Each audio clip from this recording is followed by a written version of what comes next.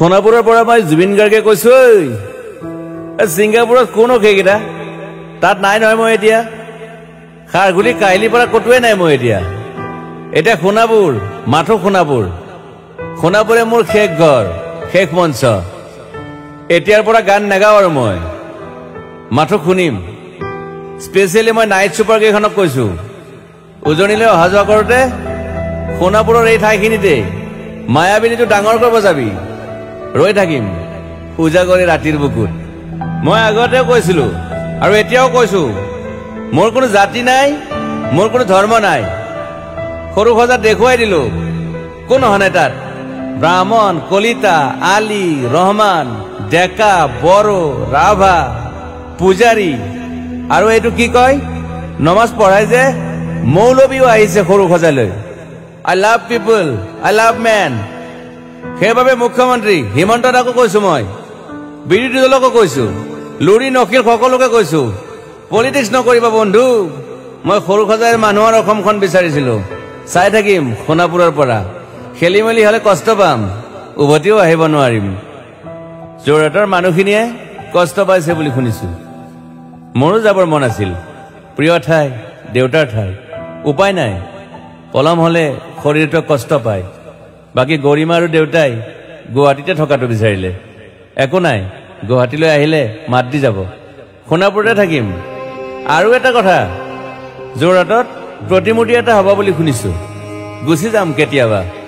কেণ্টাক আকৌ খাতিৰ নকৰো মায়াবিনী ৰাতি ধুমুহাৰ খতে মাজুলীবাসীয়ে দুখ নকৰিব দেই মনত পৰিলে গাই দিব মাজুলীৰ এজনী ছোৱালী নিমাতী ঘাটলৈ যাব নোৱাৰিম আৰু একো নাই মোক প্ৰতিটো বসন্ততে পাব অসমবাসীয়ে শৰতত গাইছো বহাগত গাইছো ৰদত গাইছো বৰষুণত গাইছো দুখৰ গান সুখৰ গান শিশু মুক্তি মায়া অনামিকা মাথো নতুন গান গাব নোৱাৰিম বন্ধ হৈ থাকিল চেলা সকলো এতিয়াৰ পৰা আৰু শুনিম শেষ মঞ্চখনৰ পৰা সোণাপুৰেৰে পাৰ হৈ গলে গাই যাব কেতিয়াবা ধুমুহাৰ খতে মাজতে খাঠৰ এটা কওঁ ছিংগাপুৰত মহন্তদাই কোৱা মতে নৰ্থ ইষ্ট ফেষ্টিভেল আছিল মই আগতেও কৈছো সাগৰ মোৰ প্ৰিয় সিদ্ধাৰ্থ শেখৰ মই একেলগে সাগৰ গলো পিছত গম পালো খেন্থা মই মৰি থাকিলো বোলে বাকী নাজানো ক'ত কি হল শেখৰো নাই সিদ্ধাৰ্থ নাই অকলে অকলে কফিন এটাত দিল্লী হৈ সৰু সজাই পালো বাট আই লাইক পিচ মই শান্তি বিচাৰো বৰ কম সময় পালো মন আছিল কিবা এটা কৰিবলৈ উশাহটোৱে বন্ধ হৈ থাকিল সাগৰত বাকী মোৰ দুখৰ মানুহজনী চিনি পাই নাই আপোনালোকে য়েছ গৰিমাৰ কথাকে কৈছো মই নাথাকিলেও তাইৰ আৰু দেউতাৰ খবৰ ল'ব আপোনালোকে মই নাথাকিলেও বিহু হ'ব লাগিব অসমত চিধা কথা আকৌ কৈছো মই সোণাপুৰতে থাকিম এতিয়া মোৰ সমাধিৰ ওচৰৰে গলে গাই যাব সকলোৱে মায়াবিনী ৰাতিৰ বুকুত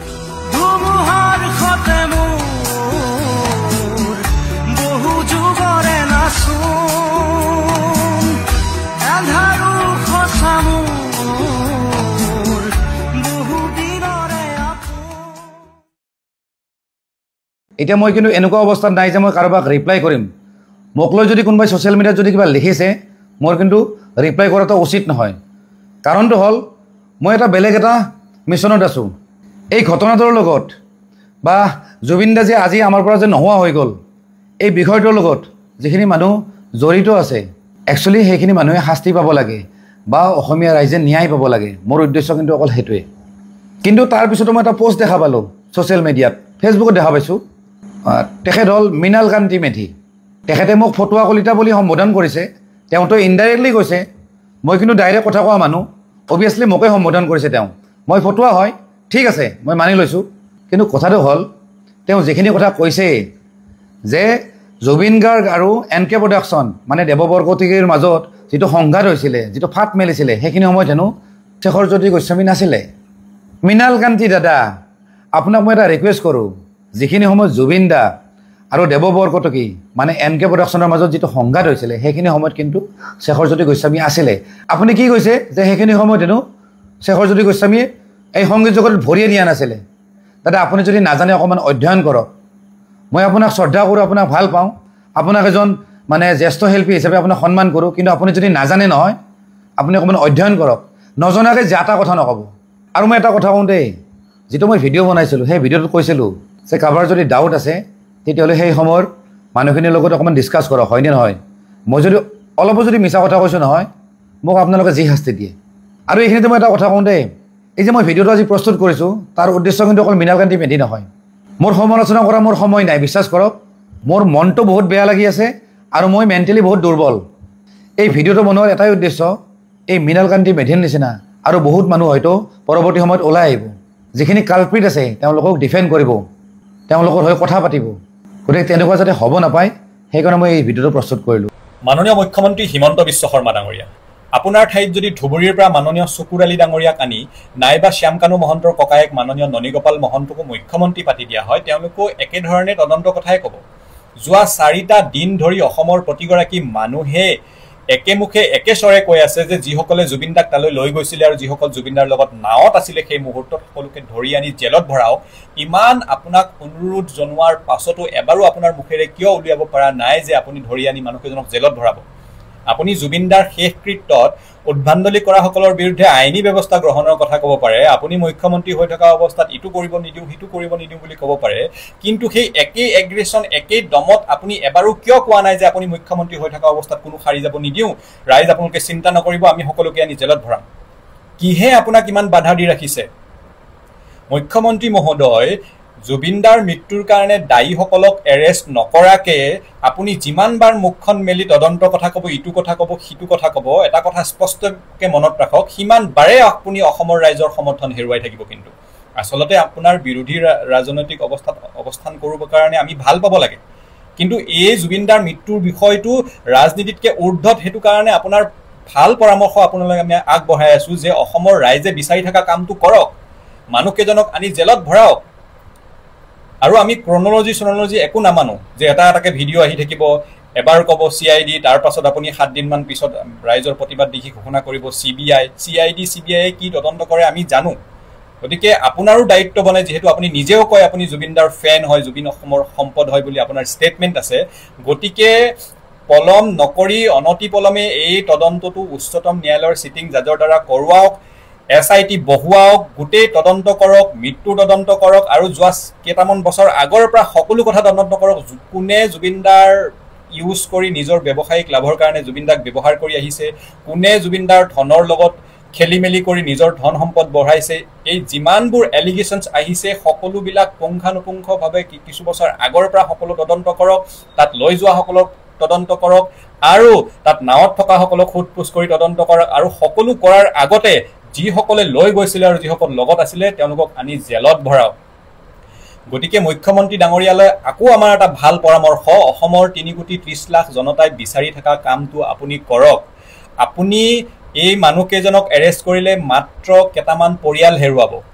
কিন্তু যদি এই মানুহকেইজনক এৰেষ্ট কৰি জেলত নভৰাই তেনেহ'লে 3,30,00,000 জনতাৰ আপুনি সমৰ্থন হেৰুৱাব এই কথাটো আপুনি বুজি কিয় পোৱা নাই আপোনাৰ লাভৰ কাৰণে আমি কৈ আছোঁ আনকি আপোনাৰ দলৰে বিষয়ববীয়াসকলে দলৰে কৰ্মীসকলেও একেমুখে একেস্বৰে আমাৰ লগত দল নিৰ্বিশেষে সকলোৱে অনুৰোধ জনাই আছে যে যোনে দায়ী তেওঁলোকক আনি প্ৰথমতে ভৰাওক তাৰ পাছত তদন্তবোৰ আৰম্ভ কৰিব আৰু যিসকলে গ্লৰিফাই কৰি আছে তেওঁলোককো অনুৰোধ জনাওক যিসকলে কৈ আছে মুখ্যমন্ত্ৰীৰ ক্ষিপ্ৰতাৰে এইটো কৰিলে সিটো কৰিলে মুখ্যমন্ত্ৰী মহোদয়ৰ জাগাত যিকোনো এজন আমোলা থকা হ'লেও এইখিনি ব্যৱস্থা কৰিলেহেঁতেন আটাইতকৈ প্ৰয়োজনীয় কাম কোনটো যে জুবিনদাৰ মৃত্যুৰ কাৰণে দায়ীসকলক শাস্তি বিহাটো সেয়াহে হ'ব আমাৰ জুবিনদাৰ প্ৰতি প্ৰকৃত শ্ৰদ্ধাঞ্জলি গতিকে এই বিষয়টো পাতল নকৰিবলৈ সকলোকে অনুৰোধ জনাইছোঁ এতিয়া ক্ৰনলজি বাদ দিয়ক এতিয়া গ্লৰিফাই কৰা বাদ দিয়ক আজি ক'ব CID কালি CBI দিয়াৰ পাছত আকৌ কিছুমানে পোষ্ট লিখিব ধন্যবাদ মুখ্যমন্ত্ৰী ডাঙৰীয়া এইটো কিহৰ কথা মুখ্যমন্ত্ৰী ডাঙৰীয়াৰ নিজৰ দায়িত্ব বনে নে নবনে যে ঘটনাটো ঘটাৰ লগে লগে একেদিনাই ক'ব লাগে যে CID CBI নহ'ব আমি ডাইৰেক্ট সুপ্ৰিম কোৰ্টৰ চিটিং জাজৰ দ্বাৰা এই তদন্তটো কৰোৱাম গতিকে অনতি পলমে মুখ্যমন্ত্ৰী ডাঙৰীয়াই ভাৰতৰ প্ৰধানমন্ত্ৰী নৰেন্দ্ৰ মোদী ডাঙৰীয়াৰ দ্বাৰা ঘোষণা কৰিব লাগে যে তদন্ত সুপ্ৰিম কোৰ্টৰ চিটিং জাজৰ দ্বাৰা হ'ব SIT গঠন হ'ব জাজৰ দ্বাৰা আৰু এই বিষয়টো বহু বছৰ আগৰ পৰা তদন্ত কৰা হ'ব কোনে জুবিনদাৰ মৃত্যু কামনা কৰি আছিলে কোনে জুবিনদাৰ ধন সম্পদৰ লগত খেলি মেলি কৰিছে, যিবোৰ অভিযোগ আহিছে সেই অভিযোগবোৰ পুংখানুপুংখভাৱে তদন্ত হ'ব লাগিব আৰু সকলো হোৱাৰ আগত যিসকলে তালৈ লৈ গৈছিলে, যিসকল লগত আছিলে, সকলোকে আনি মুখ্যমন্ত্ৰী মহোদয় আপুনি জেলত ভৰাওক, এইটো অসমৰ ৰাইজৰ সমূহীয়া দাবী। এটা কবিতাই সমগ্ৰ ৰাজ্য কঁপাই দিছে বুলি ক'লেও মিছা নহয়, কাৰণ জুবিন দাৰ যি ঘটনা হ'ল সেই ঘটনাটোত সমগ্ৰ ৰাজ্যই আজি ভাগি পৰিছে, সমগ্ৰ লোক আজি গোটেই বিশ্বই ভাগি পৰিছে বুলি ক'লেও মিছা নহয়। আৰিফুৰ ৰহমান নামৰ এজন যুৱকে এটা সুন্দৰ কবিতা লিখি উলিয়াইছে, বহুত বেছি ভাল লগা এটা কবিতা, আৰু লগতে ঋতু কলিতা দাই বহুখিনি কথাই আপোনালোকৰ মাজলৈ আগবঢ়ালে। আচলতে জুবিন দাই ন্যায় পাব লাগে, আমাৰ সমগ্ৰ অসমবাসীয়ে সমগ্ৰ বিশ্ববাসীয়ে ন্যায় পাব লাগে, দোষীক উচিত শাস্তি দিব লাগে। দোষীয়ে এতিয়াও মুকলি আকাশৰ তলত ঘূৰি ফুৰিছে অকণো দুখ অনুভৱ নকৰাকৈ, কিন্তু আমাৰ সাধাৰণ লোকসকলে আজি সাধাৰণ জনতাই জুবিন দাৰ কাৰণে নোখোৱাকৈ আছে। বহু সংখ্যক লোক নাইকিয়া হৈ গৈছে, দুনীয়াৰ পৰা গুচিয়ে গৈছেগৈ, আৰু যিসকল দুখী তেওঁলোক মুকলি আকাশৰ তলত ফূৰ্তি মনেৰে ঘূৰি ফুৰিব পাৰিছে, হয়তো ফূৰ্তিতে আছে চাগে, নহ'লে সিহঁতৰ যদি গাত অলপ হ'লেও দুখ নাথাকিলেহেঁতেন তেতিয়াহ'লে তেওঁলোকে আহি ৰাইজৰ আগত ক'ব পাৰিলেহেঁতেন। আজি ৰাইজৰ আগত ক'ব পৰা নাই, কাৰণ তেওঁলোকৰ গাত দুখ আছে, সেইবাবে তেওঁলোকে আজি আমাৰ এই সাধাৰণ জনতাখিনিৰ আগত ওলাব পৰা নাই। বেছি নকওঁ, দুখীয়ে উচিত শাস্তি পাব লাগে, আমাৰ জুবিন দাই ন্যায় পাব লাগে, আমাৰ অসমীয়া ৰাইজে ন্যায় পাব লাগে, কাৰণ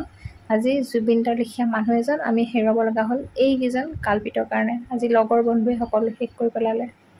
লগত একেলগতে লাগি থকা ছাঁটোৰ দৰে লাগি থকা এইকেইজনে আজি কি কৰিলে জুবিন দাক চাওক।